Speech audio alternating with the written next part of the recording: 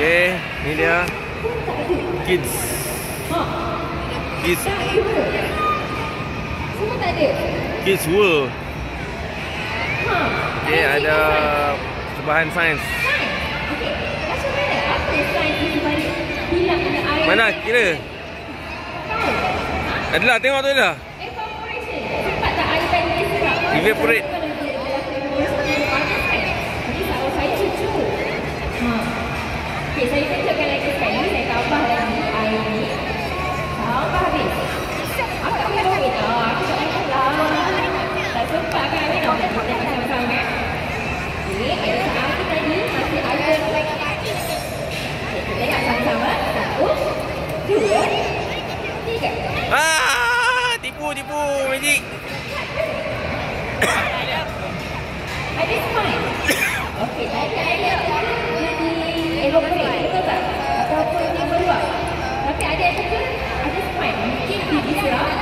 Adakah betul dia diserap? Betul. Kalau dia diserap, adakah betul fine? Fine. Fine salah. Apa fine? Ada tak jawapan lain? Tisu. Kuasa penyerapan dia lebih hebat daripada tisu. Apa dia lagi? Kertas.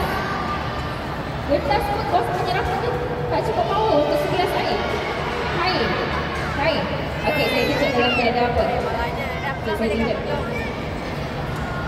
Kapas. Apa dia? Kapas.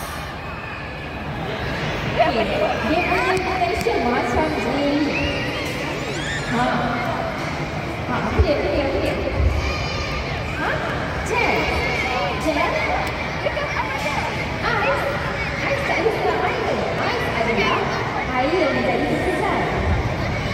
Kotek. Okey. Sebelum dia masak, tekstur dia macam kotek. Tapi dia bukan kotek. Bila masak menjadi gel. Silikon. Silikon tak boleh dengan air. So, silikon boleh dengan air tapi dia bukan bentuk gel bila masak. Boba. Okey, saya bagi dulu. Semua orang pernah pakai water baby.